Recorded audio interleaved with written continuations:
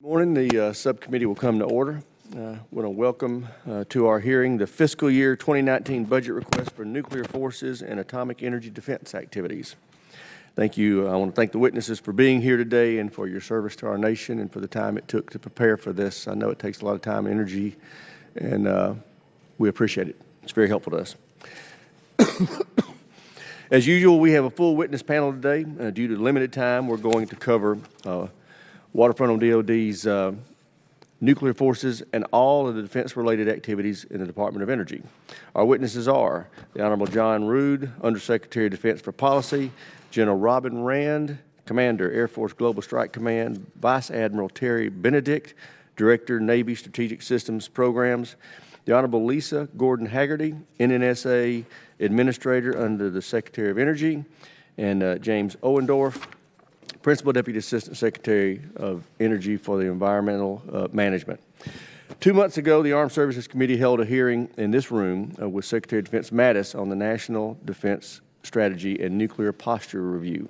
The Secretary gave us a sobering assessment of the nuclear threat environment and that reflected that, quote, "We must look reality in the eye and see the world as it is, not as we wish it to be," close quote. I'm pleased to see that the 2018 NPR does exactly that. But back in 2010, the Obama administration's NPR said, with misplaced hope, that, quote, "Russia is not an enemy and is increasingly a partner," close quote. Anyone who watches the news today knows that this is not the case, if it ever was. We were reminded of the reality just 3 weeks ago when President Putin announced that Russia is developing and fielding 4 new and horrific nuclear weapons. This includes a nuclear-powered cruise missile of essentially infinite range and a nuclear-powered underwater drone with an enormous salt-the-earth nuclear payload. These Russian nuclear weapons have been in development for decades. Former Secretary of Defense Carter has pointed out that a nuclear arms race between the U.S. and Russia has been going on, quote, "for 2 decades now, but the U.S. has not been running the race," close quote. Despite U.S. efforts to reduce both the number of nuclear weapons and their role in the defense strategy, Russia, China, and North Korea have gone in the opposite direction. Despite the U.S. policy to refrain from developing new nuclear capabilities, these countries are aspiring the other way. Secretary Mattis's new NPR takes stock of the situation and prudently endorses the nuclear triad modernization program initiated by President Obama. This will recapitalize our existing systems, an effort that was put off for far too long. The NPR also wisely proposes 2 capabilities to supplement the program of record.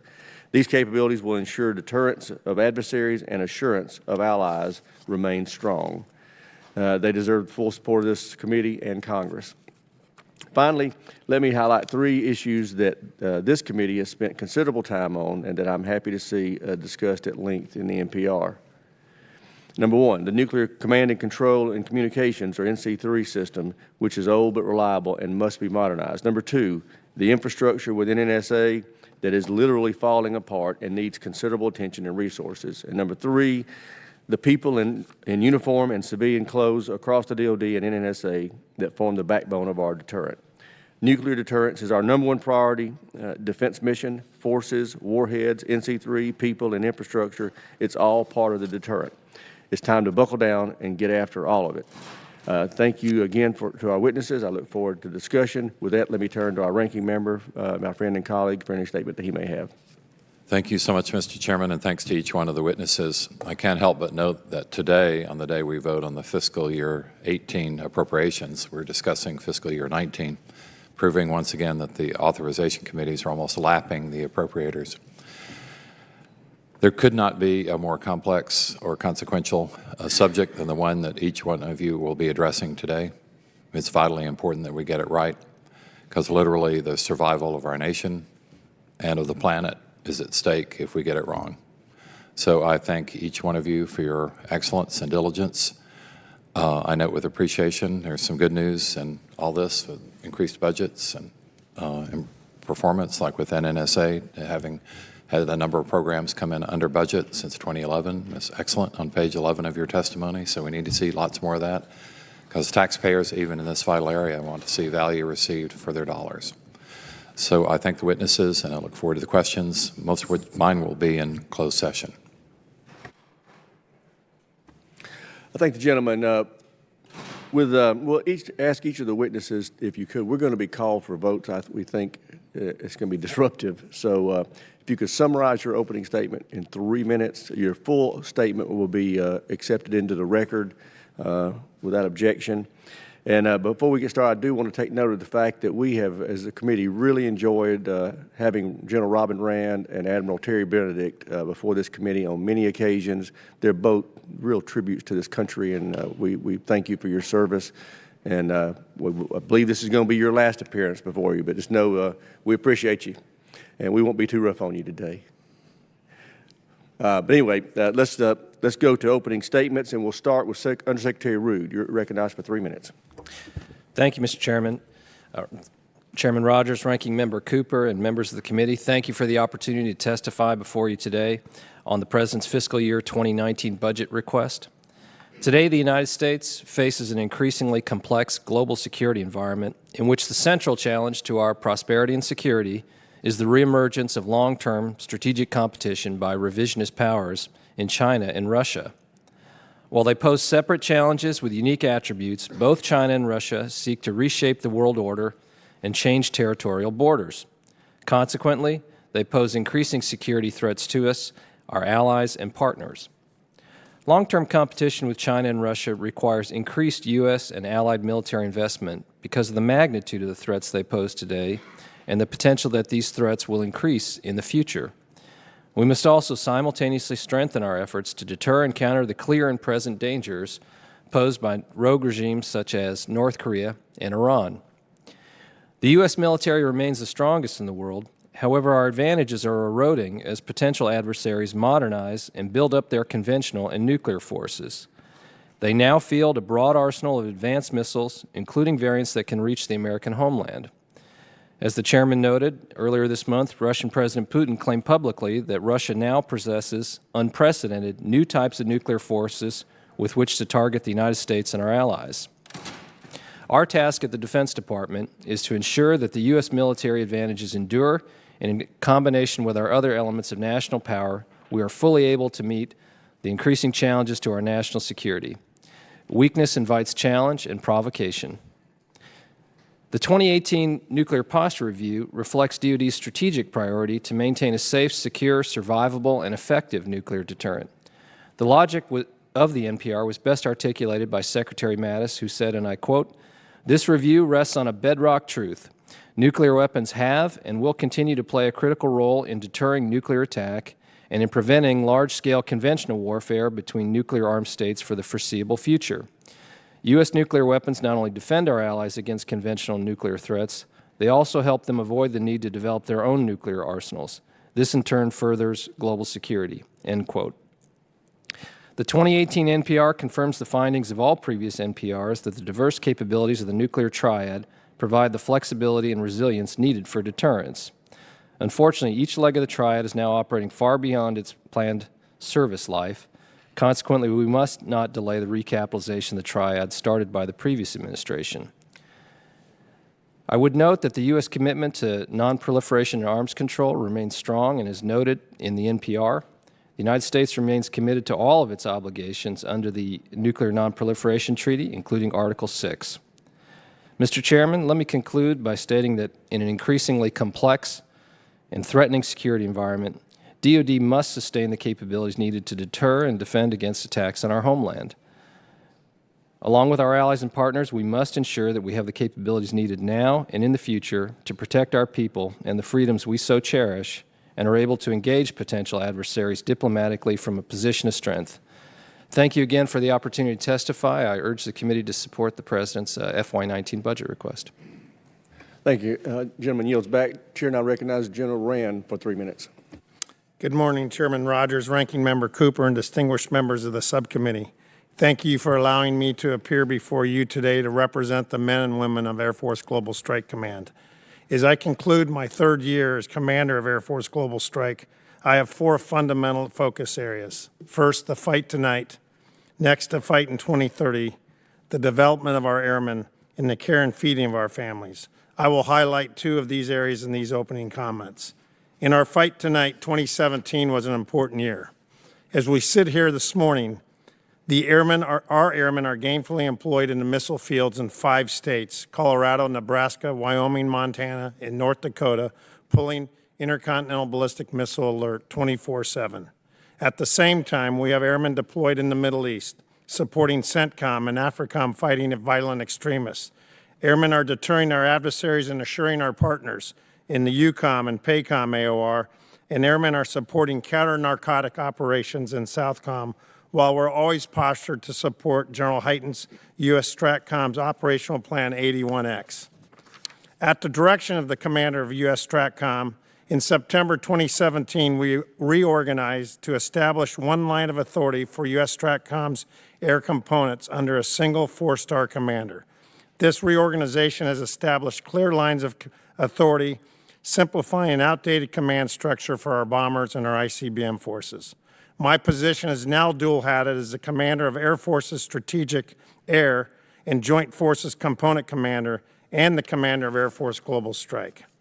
The recently activated Joint Global Strike Operations Center, headquarters at Barksdale Air Force Base, enables us to focus on operational deterrence and global strike missions, while Headquarters Global Strike Command focus on the organized, train, and equip duties.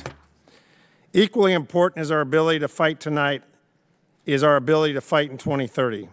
The key to Global Strikes Command continued success will remain on our ability to modernize, sustain, and recapitalize our force.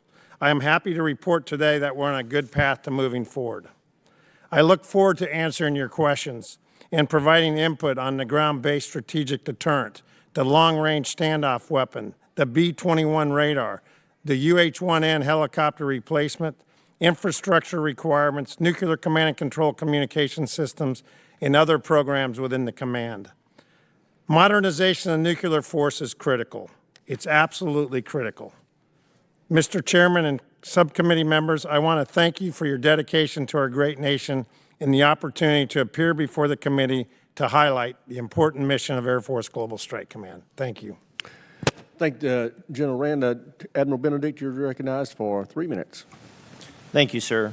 Chairman Rogers, Ranking Member Cooper, distinguished members of the committee, thank you for the opportunity to be here today, and thank you for your continued support of the Navy's deterrence mission.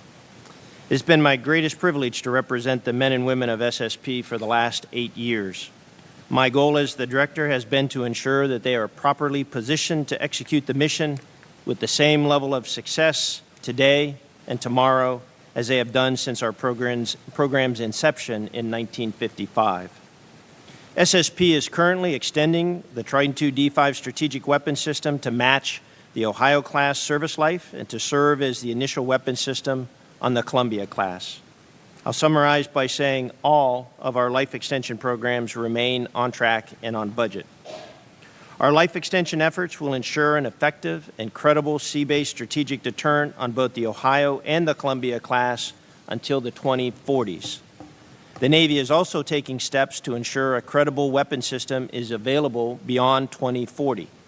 In fact, the Nuclear Posture Review directs the Navy to, quote, begin studies in 2020 to define a cost-effective, credible, and effective SLBM sea-launched ballistic missile that we can deploy throughout the life of the Columbia SSBN through the 2080s, unquote. In addition to our modernization efforts, our budget request supports the results of the 2018 Nuclear Posture Review. In particular, our budget request includes funding to begin modifying a small number of warheads to provide a low-yield option. This near-term capability is being accomplished in partnerships with the Department of Energy and my counterpart here, Administrator Gordon-Hagerty at the NNSA. It will not increase the overall number of deployed ballistic warheads and will, in fact, bolster our deterrence posture. Thank you for the opportunity to testify, and I look forward to additional questions. Thank you, Admiral. Ms. Gordon-Hagerty, you're recognized for 3 minutes. Chairman Rogers, Ranking Member Cooper, and distinguished members of this subcommittee, thank you for the opportunity to present the President's fiscal year 2019 budget request for the Department of Energy's National Nuclear Security Administration. It is a privilege to appear before you today representing the extraordinary men and women of the DOE and NSA and the vital roles we play in executing our national security missions. Since being sworn in exactly 4 weeks ago today, I've had the opportunity to receive in-depth briefings on NNSA's programs and projects. I still have a great deal more to learn, but what I have seen so far has been impressive. NNSA has shown steady progress with the support of this subcommittee in Congress. For example, infrastructure modernization, flight testing of the B-6112, removals of highly enriched uranium from Ghana and Kazakhstan, and commissioning of a new class of nuclear-powered aircraft carrier.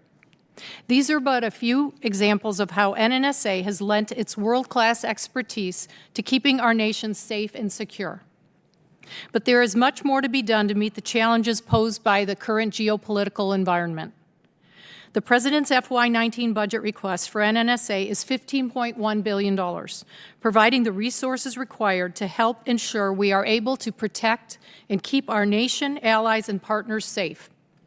And this request also moves us forward to a deterrent that is modern, robust, flexible, resilient, ready, and appropriately tailored to meet current and future uncertainties as outlined in the 2018 Nuclear Posture Review.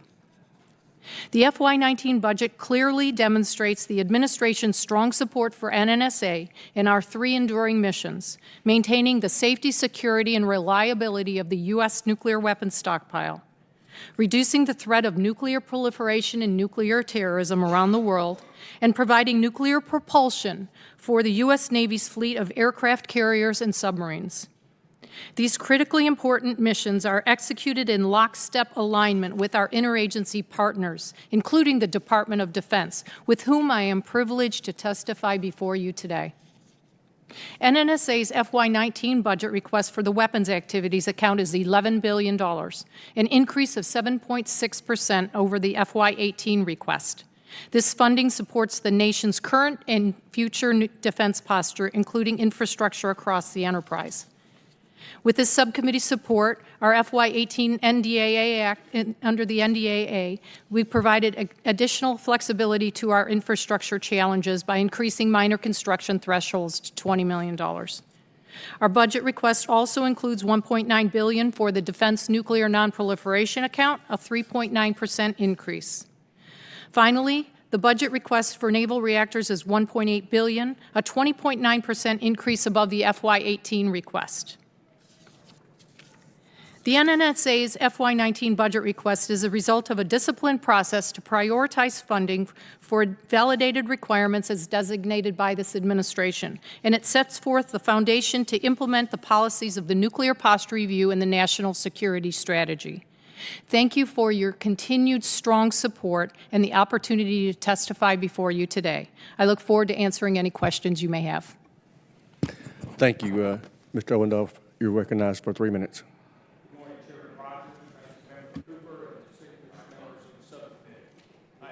Excuse me, you need to turn your microphone on. That's okay. Thank you. Good morning, Chairman Rogers, There you go. Ranking Member Cooper, and distinguished members of the subcommittee.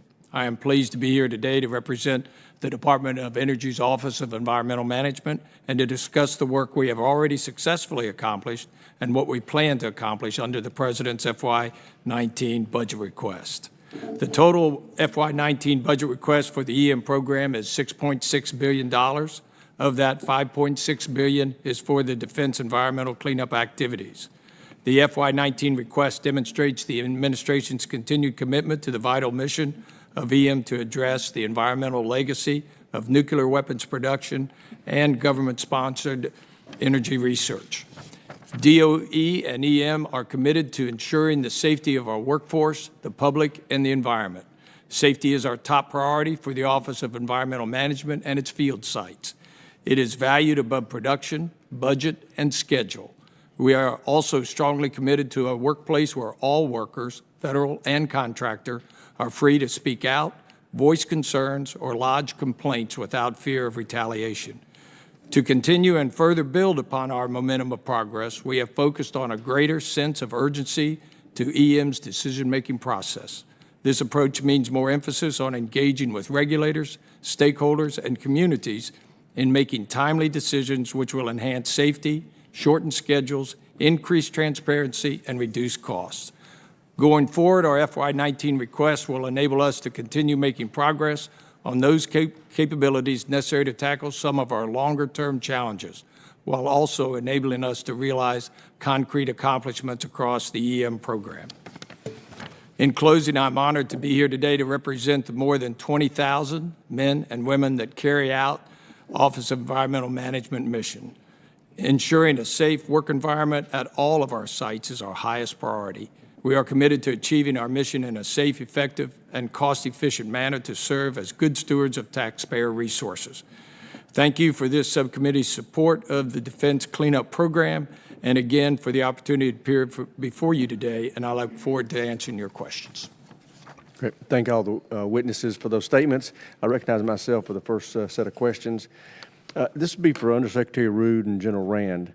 I understand that the NPR examined a lot of different options, and included in that was de-alerting our ICBMs and possibly adopting a no first use policy. Now, the previous administration, at least on 2 occasions, considered those and rejected them. Are you concerned that the U.S. may mistakenly launch a nuclear strike either in a day-to-day posture or defense crisis? And do you believe we should de-alert our ICBMs? Mr. Chairman, we have high confidence in our command and control capabilities for our nuclear arsenal. They have been the same sort of command and control procedures and the system that we have had for quite some time. With respect to your question on first use, I would note no U.S. president since the dawn of the nuclear age has provided an assurance against the first use of nuclear weapons. The declaratory policy that you'll see in the 2018 NPR is the same in this respect as the 2010 NPR produced during the Obama administration, in that it talks about keeping the nuclear threshold at a very high level, stating that the United States would only contemplate the use of nuclear weapons in extreme circumstances. Of course, the primary purpose of our nuclear force is deterrence. It's our nuclear deterrent force. We are not considering de-alerting our ICBMs and other activities like that because we don't think it would further those objectives. And with respect to first use, as I mentioned, it's not been the policy of any U.S. president, in part because we want to retain some ambiguity around the circumstances in which the United States would respond with nuclear weapons or to employ them. Mr. Chairman, I can only add that I would not be in favor of de-alerting our nuclear ICBMs. The big feature of the ICBMs is its responsiveness. That's one of the features of the different legs of the triad, and we would not have that responsive capability if we de-alerted. Well, I just want everybody to remember our allies were shaken when this was openly discussed in the past, and we don't need to be concerning them again with this kind of discussions.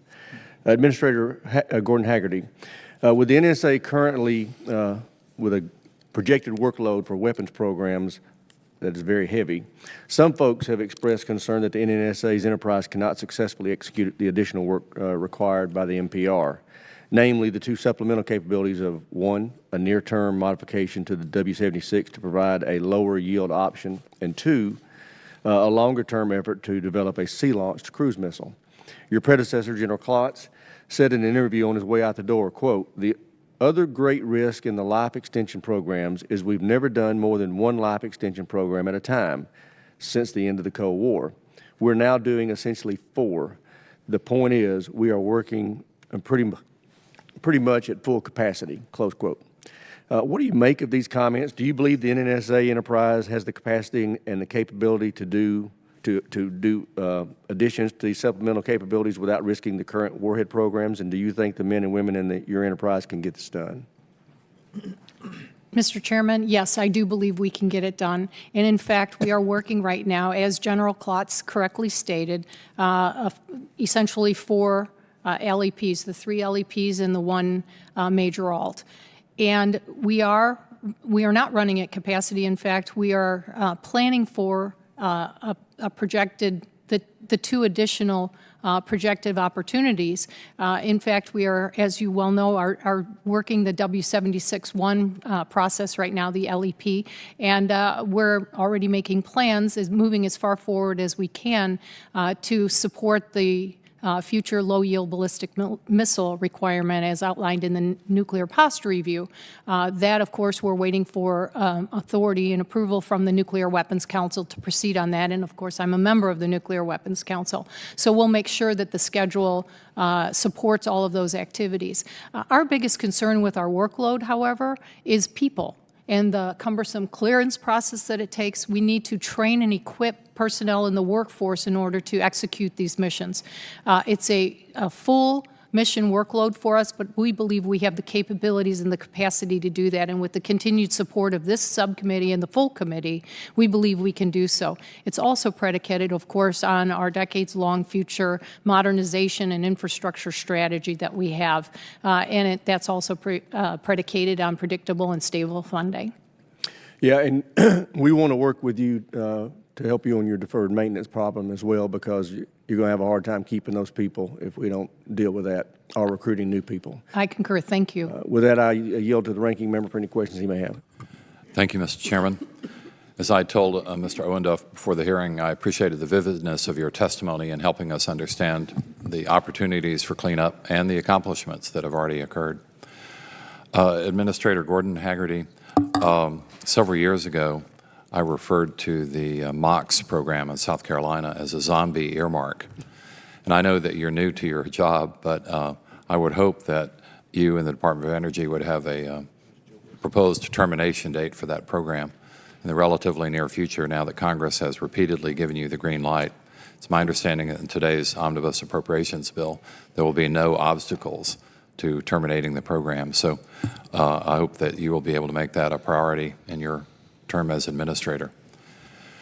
Admiral Benedict, General Rand, I would like to echo Chairman Rogers' praise for you as individuals and for your excellent careers in service.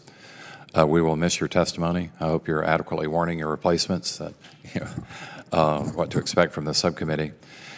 The nuclear posture review suggests several modifications to current status and has, I think, special implications for the Navy to have a low-yield D5, to have cruise missiles with nuclear options. So, Admiral Benedict, in your valedictory public comments here, could you tell me what that would do to change the defense posture of the Navy? Thank you, Mr. Cooper. With regards to the low yield, if I may, we could very quickly get in the classified regime there. I'd ask that I be able to answer most of your specific questions in the classified session. I will tell you that we are beginning planning on the low yield concept for the 76, and that's from our perspective well on its way to support the direction out of the NPR. With regards to the Sea Launch Cruise Missile, we will begin that effort in fiscal year 19 with the standard analysis of alternatives on what that would actually look like, what the requirements would be for that type of a weapon, and where it would be based from sea, either surface or submarine. So that work will begin in fiscal year 19 per the direction of the NPR, and the Navy today, under the direction of the CNO and the Assistant Secretary for Research, Development, and Acquisition, are beginning that planning throughout the Navy. So we'll be well situated to begin in fiscal year 19.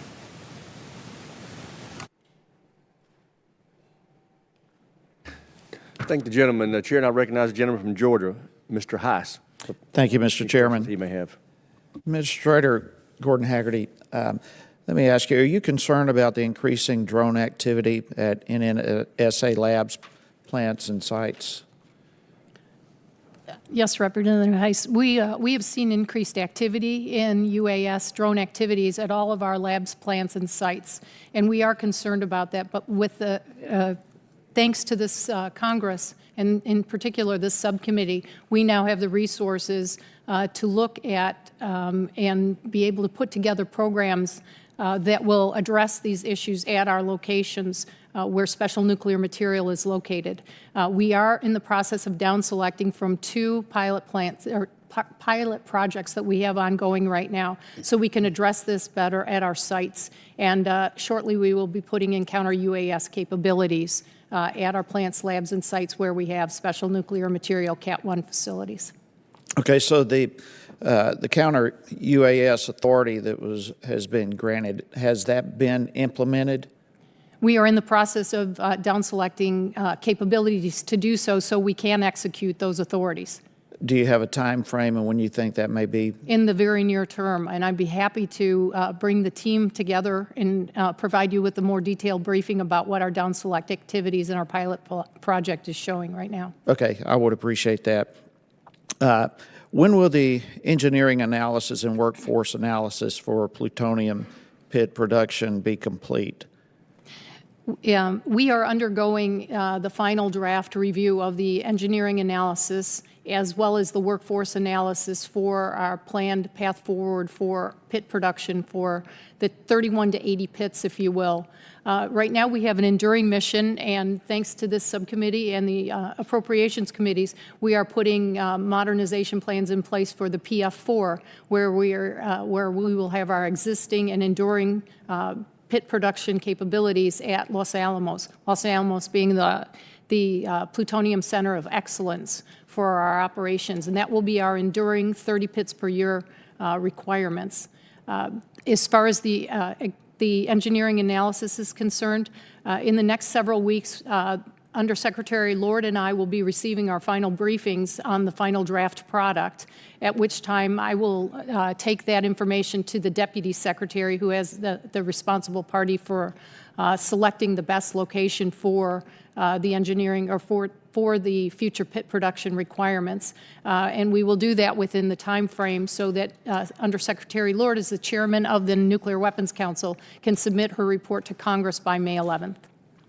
Well, I know the Savannah River site is in consideration with that, and I'll certainly give a plug in that direction, and I appreciate that consideration. So will Congress be kept up to speed on all of this? Yes, as soon as we are able to, we will make provisions to brief members of Congress and their staffs.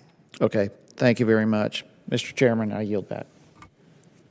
Gentleman yields back. The chair, and I recognize the gentleman from California, Mr. Gary Mendy, for 5 minutes. Did you say 55? No. I want to go to a recent incident in which it's been reported that Russia has hacked into our critical infrastructure systems, electrical grids, power plants, et cetera, and then refer you to page 21 of the Nuclear Posture Review, the last sentence, last paragraph.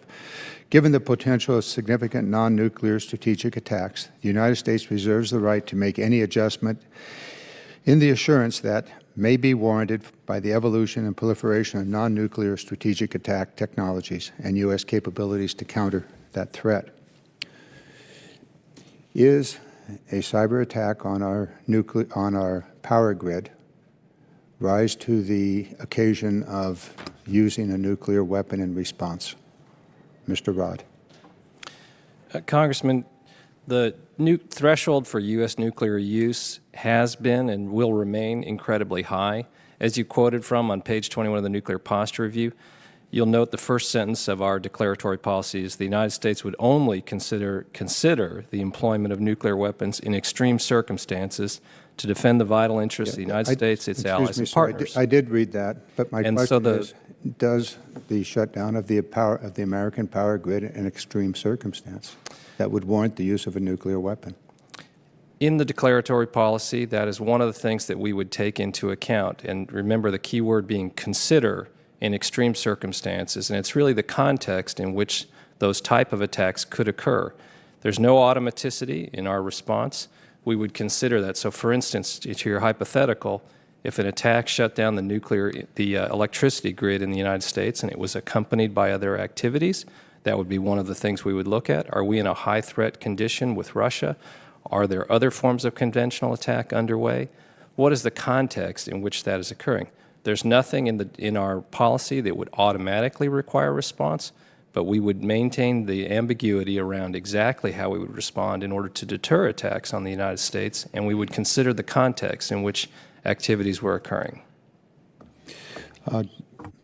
Ms. Gordon-Hagerty, in answer to the previous question, you indicated that you intend to continue to build out the PF4 facility at Los Alamos. Have you made a decision on your AOA as to the ultimate production location for the plutonium pits? Representative Garamendi, the discussion that we were having about the engineering analysis, which is the follow-on to the analysis of alternatives, we have down selected to 2 locations where we are now undergoing the final assessment to make a recommendation to the Deputy Secretary and then ultimately to the Nuclear Weapons Council. And that should be completed on or before that recommendation to Congress should be made on or before May 11th. So it's very near term. And so it appeared to me that in answering the previous question, that you may have made a decision by the allocation of substantial sums into Los Alamos facility. And you're saying that is not the case. There's still an open question. Well, this is a twofold process. We will continue to fund and support the operations at PF4, which is where our enduring plutonium pit production capabilities will remain for the foreseeable future for those 1 through 30, if you will, pits. And then building out on that, the strategy as required by the Nuclear Weapons Council is to produce up to 80 pits by 2030, and that's under which that's the parameters under which we're operating and finalizing the engineering analysis. I appreciate your answer. There is one additional question I will save until I'll state the question here. Why do you need 80 pits in the classified hit setting? Okay, thank you. I'll ask that question. Thank you. I'll yield back. Thank the gentleman. I recognize the gentleman from Alabama, Mr. Byrne, for 5 minutes. Thank you, Mr. Chairman. General Hyten has consistently called for speeding up the process for modernizing our major nuclear programs, and there's no doubt that our nuclear national assets require urgent attention. General Rand, I know you support that priority. What can we do to accelerate the acquisition of the ground-based strategic deterrent and the long-range standoff cruise missile programs? Thank you for the question. My first response would be we need to continue the funding for it. We have to continue to be able to stay on time, on cost. To do that, we need the dollars. And any delays in this funding will result in delayed acquisition of both those 2 critical systems. We are in a good place right now with the technology maturation and risk reduction contracts with our 2 GBS contracts with Northrop Grumman and Boeing. It's a 3-year planned TMRR cycle. And if we stay on track, I think we'll be able to meet the requirements that we are shooting for, and that's 2030 to be fielding the GBSD. Delays, though, to the budget would be devastating to the program. I would say the same thing about our LRSO. We have 2 contracts right now for down select. We'll take the next 2 years to do this TMRR process, and if we continue to fund appropriately, we'll stay on time. The FY19 unfunded priorities list includes an additional $69 million and $85 million, respectively, for the GBSD and LRSO programs.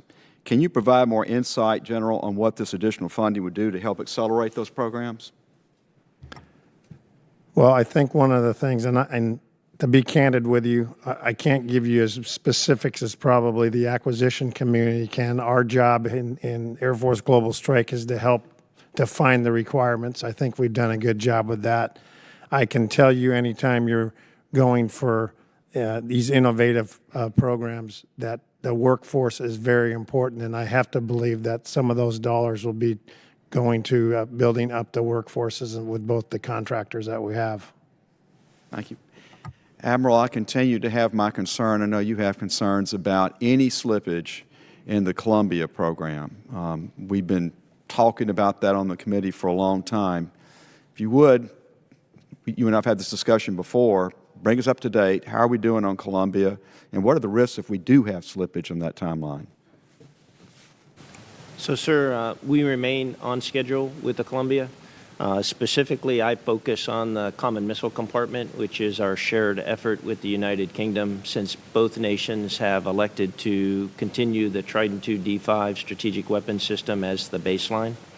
The first four tubes are actually, first four missile tubes, excuse me, are actually on what we call the rotisserie fixture up at Electric Boat. So we are beginning to receive the initial contract allocation of 17 tubes into Electric Boat. And we are on track by the end of this summer, early fall, to deliver the first missile tube down to what is called the Strategic Weapons System Ashore facility down in Florida, where I will use it to do environmental testing for the strategic weapons system. So we continue to make very good progress on that. I was in London last week with the United Kingdom.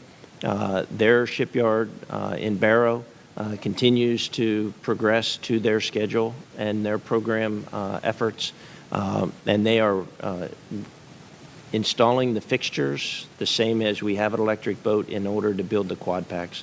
So we remain on schedule for the submarine force. We need 12 boats. I think we've explained at length why we need 12 Columbia class for the United States, and we need them so that we can have the first one on patrol in 2031 in order to ensure that we can support General Hyten and the STRATCOM requirements for strategic deterrence. Well, thank you both for your service and appreciate your testimony, everybody's testimony. Mr. Chairman, it's clear to me that one of the things we can do to help them is to quit funding them by continuing resolutions, number one. Number two, we have a very important appropriations bill that will be before the House today that I think contains funding y'all need to do what you need to do. So for us to do what we're supposed to do, to help you do what you're supposed to do, I hope we have success with that bill today, and I yield back. Gentleman yields back, and I hope it's successful as well. Chair, I recognize the gentleman from Texas, Mr. O'Rourke, for 5 minutes. Thank you, Mr. Chairman. General Rand, let me ask you a question about the long-range standoff LRSO nuclear cruise missile. Is there a need for a conventional variant? Sir, the conventional variant that we have today is called the Joint Air-to-Surface Missile Extended Range JASSM-ER, vastly improved capability over our conventional air-launched cruise missile. And that is what we now are using. I wouldn't even say to bridge the gap. Frankly, we have a need for more long-range standoff conventionally than what we already have, and I think we have to balance the budget with our requirements on taking on a new now conventional long-range standoff is not something I think should be our priority at this time. And just help me understand, I believe a previous NDAA calls for that, and tell me the plans to pursue that and develop that, and then the NDAA, as I understand it, won't let us retire the CALCOM, the Conventional Air-Launched Cruise Missile, until we have plans for, which is most unfortunate because the CALCOM is not a weapon of choice anymore. And again, I would submit, I can't speak to the larger plans. The Air Force is relying for its conventional long-range strike as JASSM-ER. And we need to pursue that, and we need to actually get more than we have. And I think that's where our effort should be versus trying to come up with a new avenue to get a conventional long-range standoff. Okay, thank you. Mr. Yes, Chairman, sir. I yield back. Gentleman yields back. Chair, and I recognize the gentleman from Colorado, Mr. Kaufman. Thank you, Mr. Chairman. I'm concerned about the command and control and communications, and that given the threats to our satellites, do you all have a growing concern about that, how that affects navigation, targeting, communications in terms of the triad?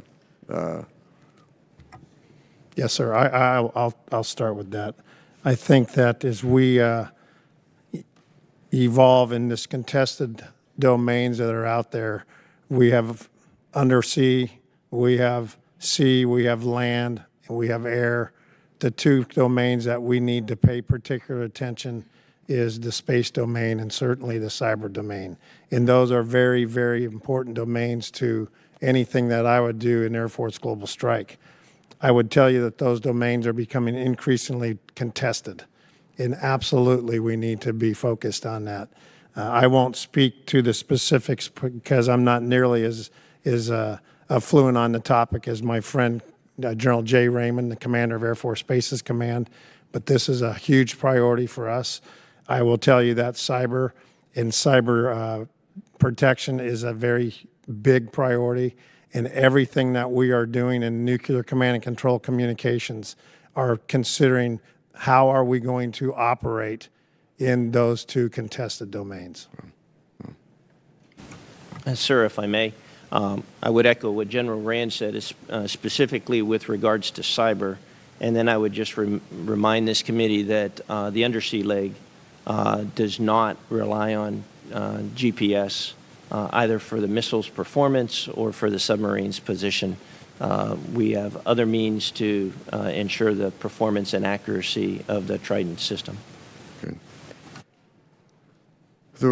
Russia recently announced a new hypersonic missile, and China is pursuing similar capabilities.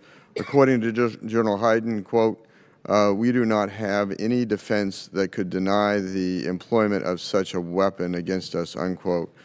I wonder if you all could comment on that. Sir, he's accurate in that. What we do have, the very premise of deterrence, so is that we have some very strong capabilities ourselves. That's one of the strong rationales why we need a B-21 Raider, is to deter their even consideration of using a hypersonic weapon against us. That's why we need the three strong legs of our triad. That is why we need to have the conventional long-range standoff capabilities that we do have. And I think that we have to play or consider that deterrence is a big part of how we would respond and why they wouldn't want to ever use their hypersonics against us. If the question is, should we pursue ways to defend against it? Yes, but we have to balance that on everything else that we're trying to do. Okay. Admiral, how many nuclear ballistic missile submarines does Russia currently field or have, and how many? How old are they on the average? Sir, I'm going to have to take a specific look up on that and get back to you with the actual detailed numbers. I don't have that at my fingertips here, but I will take the action. Okay. Has Russia engaged in large-scale modernization of their nuclear triad, including strategic bombers or SSBNs?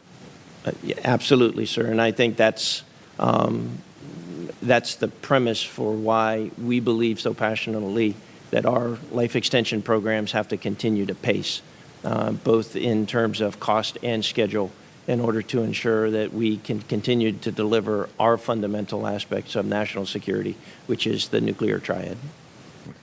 Congressman, if I could add, the intelligence community has produced estimates showing that over the last 20 years, the Russians, as well as the Chinese, have engaged in a substantial buildup in their strategic nuclear capabilities.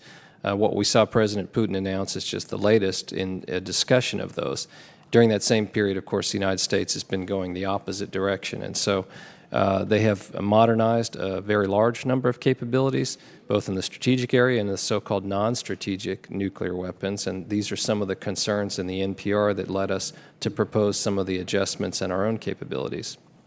Mr. Chairman, I yield back. Gentleman yields back. Chair, I recognize the gentleman from Washington, Mr. Larson, for 5 minutes. Thank you, Mr. Chairman. Mr. Owendoff, I understand no one's asked you any questions. I compliment. Oh, that's nice. Did you ask him about Hanford? So looking at the 18 requests and 19 requests, both for the Office of River Protection at Hanford and for the Richland, for the Operations Office, the administration is requesting less money in 19 compared to 18. Could you try to justify this reduction in the requests for the work at the Hanford site? Yes, sir. We've completed activities, both the vertical pipe unit removal, old burial grounds, and there's other work along the Columbia River that we've completed. Our focus, though, is for the high-level waste that's in the tanks and getting the low-activity waste facility up and built. The Secretary has placed a high priority on that with the goal of having it operational by December of 2021, 2 years ahead of the consent decree that's in place. So we believe that from a priority and a risk standpoint, we're addressing the right thing, certainly on the Central Plateau, as well as other demolitions across the site. Moving on to the WTP, do you believe EM can get that entire system at Hanford operational by 2039? We're looking at that now, sir. As I mentioned, our focus is on the first of the 3 process nuclear facilities. We've found that it's very difficult to try to move along on 3 at once, but we're analyzing the other 2, the high-level waste and the pre-treatment. And over the next several months, we'll be having information out that we'll be certainly sharing with this subcommittee on our approach for those 2 facilities. Right, that would be helpful. As you know, this predates me being on the committee, and I've been on the committee for 18 years. I describe this as America's original toxic asset, the waste at Hanford and these other places, and we haven't really dealt with it. Then if we're expecting something from you in the next couple of months, will that include some timelines? Well, going back to the WTP, when do you anticipate starting treatment of low-level waste? We expect, sir, to have hot operations start the end of December 2021. In one way, that seems like a long ways off, but there's a lot of work to do. Certainly, this will be the first time that we have brought up a nuclear facility for low-activity waste glass. So there could be problems, but as I say, we and our contractor are moving forward to get it done by that date. The Secretary has established a goal for us. And you think the dollars in the budget help you do that? Yes, sir. The budget you've proposed, that is. Yes, sir. We believe that it does. We'll need to continue that, certainly that funding level. Yeah, we'll take a look. Can you update us on the status of ongoing inhalation problems at tank farms that have sickened workers over the past few years? Yes, sir. It's been difficult because the fumes, workers experience different things. They smell different things. We have a whole suite of new sensors that we're putting out in the tank farms. Some smell ammonia, some smell like a sweetness, and so it's been very, very difficult. So what we've done is when workers are out there, we put them in air packs to ensure that they have a supplemental air supply. It slowed the process for retrieving waste in the single-shell tanks, but our first priority, as I mentioned in my opening, is worker safety. And so that's what we're continuing to look to see if we can find what is the source of those fumes and vapors, sir. All right, thank you. And let me yield back, but I want to apologize to the rest of the panel. I've got a million questions for everybody, but this is really kind of the only time of the year, once a year, where we get a chance to have some conversations on the record in public with the folks at EM. So I appreciate the indulgence of the rest of the panel, and thank you, Mr. Owendoff. Yield back. Gentleman yields back. Chair, and I recognize the gentleman from Colorado, Mr. Lamburn, for 5 minutes. Thank you. I have a short question for Ms. Gordon-Hagerty, and then I have another question for Secretary Rood after that. Administrator Gordon-Hagerty, I'm very concerned that the United States no longer enriches uranium for national security purposes. Considering the implications of that and the cost of delaying a build-out, I think the previous administration wanted a sizable delay. Do you share my concerns, and will you consider speeding up this vital acquisition process? The National Nuclear Security Administration has a requirement to produce tritium for our national security needs, and with that, we need to have it's important to us to have a domestic enrichment capability. We are currently undergoing an analysis, if you will, of two different technologies. One of the technologies is much more mature than the other. In fact, if you're familiar with technical readiness levels, one is at about a 7 or 8, the other is at about a 2 or 3. So we are waiting for that second capability to be evaluated more specifically, and then once we decide on looking at those two capabilities, once they become at technical level 7 or 8, we will then make a determination how we're going to proceed with an enrichment capability for our United States. But yes, we do agree that we do require a domestic enrichment capability. Okay, thank you. We'll work with you on that. Thank you. And Undersecretary Rood, it's pleasing to me to realize that senior-most defense officials from the Obama administration have reviewed and support the new Trump National Posture Review. And I'm going to read to you a quote from President Obama's Undersecretary of Defense for Policy, Jim Miller, who was the principal author of the Obama administration's 2010 NPR. Quote, Secretary of Defense Jim Mattis's 2018 National Posture Review offers continuity with past U.S. policy and plans, including those in the 2010 NPR. It deserves broad bipartisan support. Its proposal for a low-yield SLBM weapon and a new nuclear-tipped sea-launched cruise missile are sensible responses to changed security conditions, especially Russia and North Korea, unquote.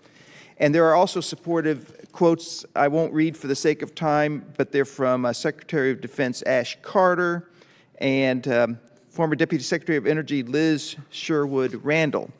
That sounds, would you agree with me that that sounds like pretty strong support from prior administration officials for the current NPR? I would agree with you, Congressman. We're gratified that, for instance, having spoken myself to former Secretary of Defense Ash Carter as well as Jim Miller about this, both went out of their way to praise the work that we had done on the Nuclear Posture Review. I think you are correct. The programs and policies started during the previous administration, during the Obama administration. Much of that has been continued in the present NPR, such as the recapitalization of the nuclear triad. So it is gratifying to see that, and I think they see the global security environment in similar ways in discussing the topic with them. We've just got the hard work ahead of adapting to that new environment and adjusting our posture.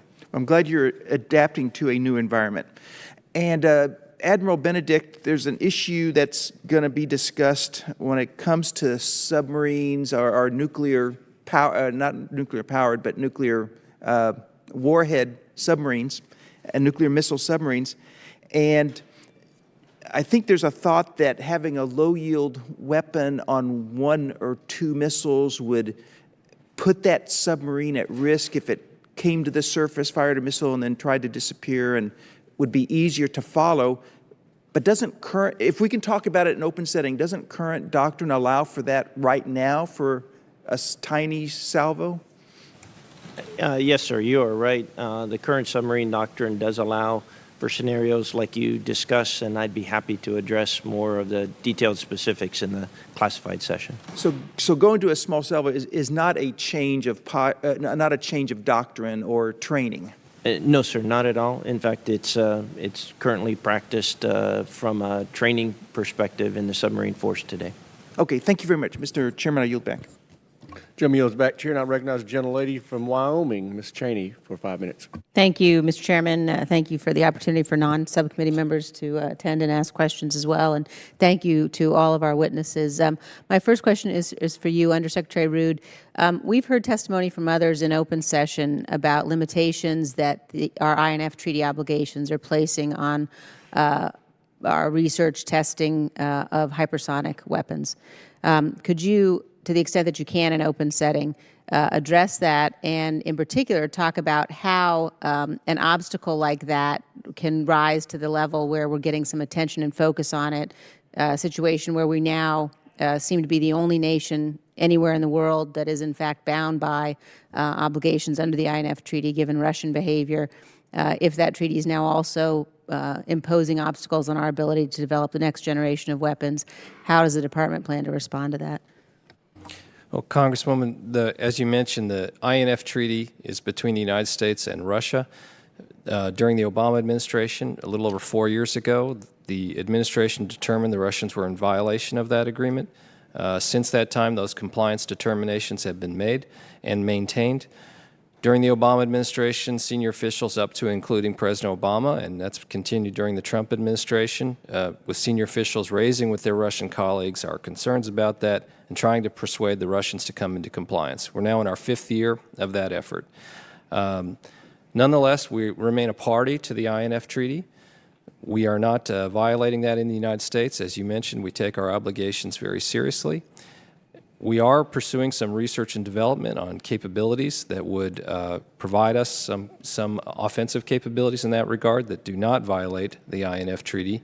I think it's something we're going to have to evaluate as we go forward in time, but our current policy is to still try to persuade them to do that. There are times where those restrictions do limit some of our capabilities in the United States, and right now we're working within the bounds of the treaty, but it's something we evaluate going forward. Thank you. I just would reiterate extreme concern that we're in a situation where we're handcuffing ourselves, where we're facing adversaries who are clearly making significant progress that we're not making because of obligations that only we are now fulfilling.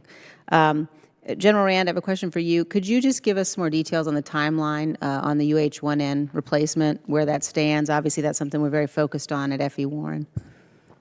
Yes, ma'am. So it's right now the RFP's been released, and it's in source selection. We are hopeful that that source selection will come before the end of the summer. And if it comes before the end of the summer, what are we looking at in terms of if we've got an award? I think in your testimony you mentioned June of 2018, time frame beyond that. As far as the actual delivery, this will be an off-the-shelf capability. We will start, obviously, delivering the first aircrafts to our training locations, and then we haven't finalized the order, but obviously there's 84 UH-1N replacement helicopters. Over 40 of those will be dedicated for Air Force Global Strike, and I'm confident to say we'll get the first 40 before they replace some of the other missions that we have. Thank you very much. Obviously, the concerns about security at the missile fields are preeminent, and so ma'am, and that's a fair point. I do want to tell you, though, we have taken excruciating details to mitigate what those security risks are without the new helicopter, and I'll happily talk about what we have done in great detail if you'd like, either offline or in the classified session. Thank you. I appreciate that, General, and I yield back, Mr. Chairman. Chair now recognizes the gentleman from Tennessee, Mr. Desjardins, for 5 minutes. Thank you, Mr. Chairman, and thank you all for being here. Administrator Gordon-Hagerty, a couple of Y-12 questions and a Watts-Bar question for you. First, what is the status of NNSA's effort to recapitalize and replace uranium capabilities at Y-12? Thank you for that question. In fact, we are having robust discussions about that right now, and I'm glad to say that we are on schedule and on path to provide a uranium processing facility at a cost not more than $6.5 billion and completion by the end of 2025. And we are on that path, and we're progressing forward with that effort. So on time and on budget? Absolutely. Very good. What about plans to recapitalize the lithium production at Y-12? As with all of our strategic materials, we are doing a feasibility study right now on lithium, but with all of our strategic materials, we pay a very close attention to those important materials and how we are going to process and produce those products now and in the future. Okay, and finally, you touched briefly on the increase of tritium production. Is the continued use of TVA in the future? Yes, it is. And we are working with Watts-Bar to continue to to use the TP bars and irradiate them for tritium production. All right, that's all I have. I'll yield back. Thank you.